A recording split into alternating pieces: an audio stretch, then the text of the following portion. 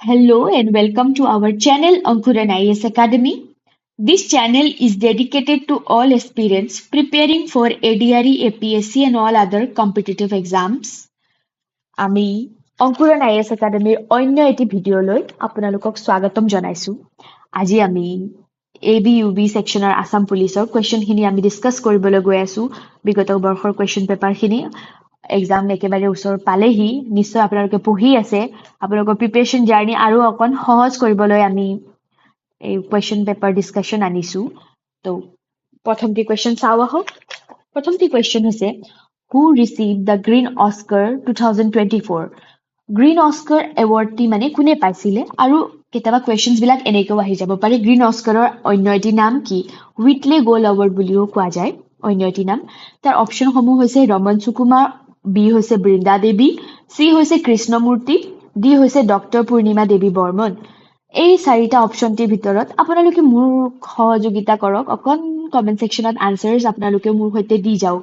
তো ইয়াৰ আনচাৰটি হৈছে ডক্টৰ পূৰ্ণিমা দেৱী বৰ্মন, আৰু তেওঁ বিগত বৰ্ষত এই এৱাৰ্ডটি পাইছিলে আৰু নিউজত খুবেই আছিলে, আৰু তেওঁ আমাৰ অসমৰ কাৰণে গৌৰৱ কঢ়িয়াই আনিছে। তেওঁ এগৰাকী আমাৰ অসমৰে বাসিন্দা আৰু তেওঁ এৱাৰ্ডটো পাইছিলে হাড়গিলা সংৰক্ষণৰ বাবে। এইটো বস্তু আহি যাব পাৰে কিহৰ কাৰণে পাইছিলে, সেইটোও চাব আপোনালোকে। নেক্সট কুৱেশ্যনলৈ আগবাঢ়ো। নেক্সট কুৱেশ্যনটি হৈছে which organisation release the child nutrition report 2024? তো চাইল্ড নিউট্ৰিশ্যন ৰিপৰ্ট কোনে মানে কোনটো অৰ্গেনাইজেশ্যনে ৰিলিজ কৰে সেইটো আপোনালোকক আহি যাব পাৰে কুৱেশ্যনত। তাৰ আগতে আপোনালোকক এটা কথা কৈ যাওঁ, এই অৰ্গেনাইজেশ্যনৰ নামবিলাক আছে ন অপশ্যনত, WHO, UNDP, UNICEF, world bank.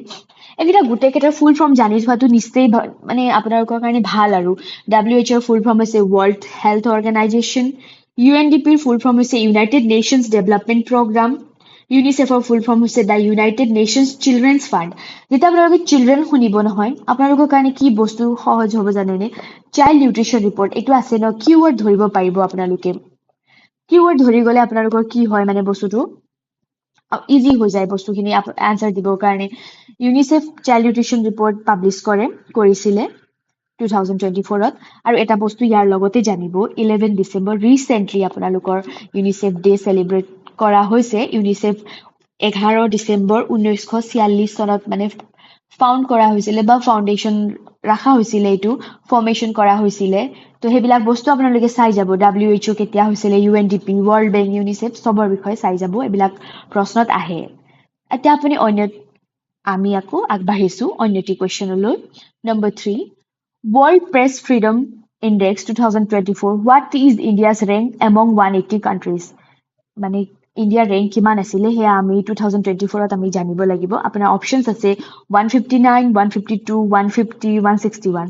তো এই গোটেই চাৰিটা অপশ্যনৰ ভিতৰত আনচাৰটি হৈছে 159।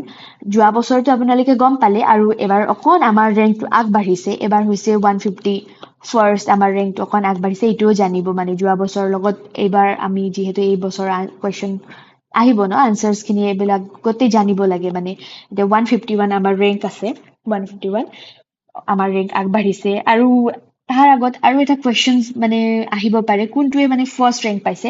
নৰৱে 9টা বছৰ ধৰি মানে ফাৰ্ষ্ট ৰেংকতে আছে এতিয়ালৈকে। এতিয়া আমি আগবাঢ়ি যাম 4th নম্বৰ কুৱেশ্যনলৈ।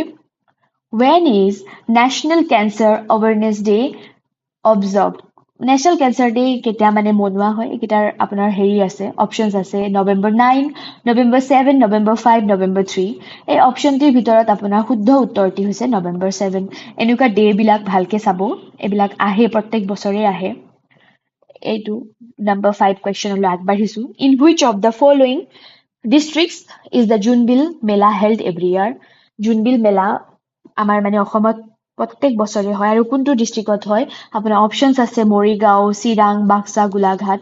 এই অপশ্যনটিৰ ভিতৰত আপোনাৰ আনচাৰটি হ'ব মৰিগাঁও জিলাত হয়। এক বিনিময় প্ৰথাৰ মেলা বুলি ক'ব পাৰি আপুনি, বস্তু আদান প্ৰদান কৰা হয়।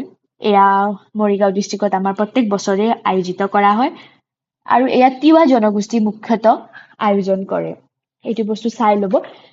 জোনবিল মেলাৰ কুৱেশ্যনছ প্ৰত্যেক এক্সামত আমি দেখা পাওঁৱেই, মানে সেইকাৰণে এইটো ইম্পৰ্টেণ্ট কুৱেশ্যন হয়। এতিয়া আমি আগবাঢ়ো 6 নম্বৰ কুৱেশ্যনলৈ।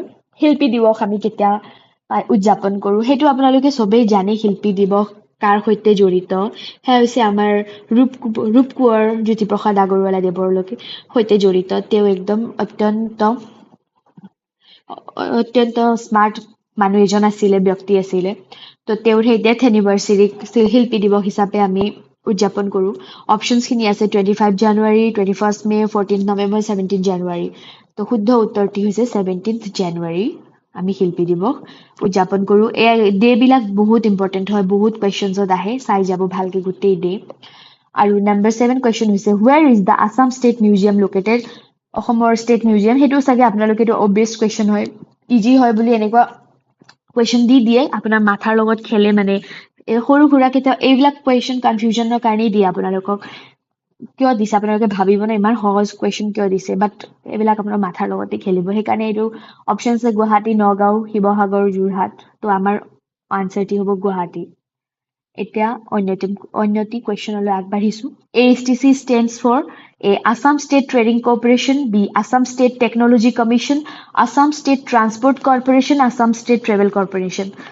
ASTC টাৰ্মটো আপোনালোকে শুনা পাই থাকে এইটো অবভিয়াছলি ট্ৰান্সপৰ্ট বা ট্ৰেভেলৰ ওপৰতে হয় তো আপোনালোকে কেতিয়াও কনফিউজন নহ'ব যে ট্ৰান্সপৰ্ট হয় নে ট্ৰেভেল হ'ব এইটো সদায় আনচাৰ ট্ৰান্সপৰ্ট হ'ব এই দুটাত অলপ কনফিউজন লাগিলে ট্ৰান্সপৰ্ট হ'ব আছাম ষ্টেট ট্ৰান্সপৰ্ট কৰ্পৰেশ্যন হ'ব আপোনাৰ আনচাৰ তাৰপিছত 9th number question which of the following is not an inert gas আমাৰ কোনটি নিষ্ক্ৰিয় গেছ নহয় সুধিছে so periodic টেবলৰ 18 কলমত আপোনালোকে পাব গেছ কেইটাৰ নাম সেইকেইটা হৈছে ইনাৰ্ট গেছ বুলি কয় যোনবিলাক নন ৰিয়েক্টিভ হয় গেছবিলাক তো নাইট্ৰজেনটো হ'ব নোৱাৰে 18 নম্বৰ তালিকাত নাই যিহেতু তো আমাৰ আনচাৰ হ'ব নাইট্ৰজেন আৰ্গন নিয়ন এইবিলাক সব হৈছে ইনাৰ্ট গেছ আৰু এটা বস্তু মনত ৰাখিব ইনাৰ্ট গেছক মানে আমি অন্য এটা নাম কেতিয়াবা কুৱেশ্যনত আহে ইনাৰ্ট গেছৰ অন্যতম নাম সেইটো নোবেল গেছ বুলিও কোৱা যায় সেইটো মনত ৰাখিব কেতিয়াবা এনেকৈ কুৱেশ্যনবিলাক আপোনাক দি দিব পাৰে এতিয়া আমি আগবাঢ়িছোঁ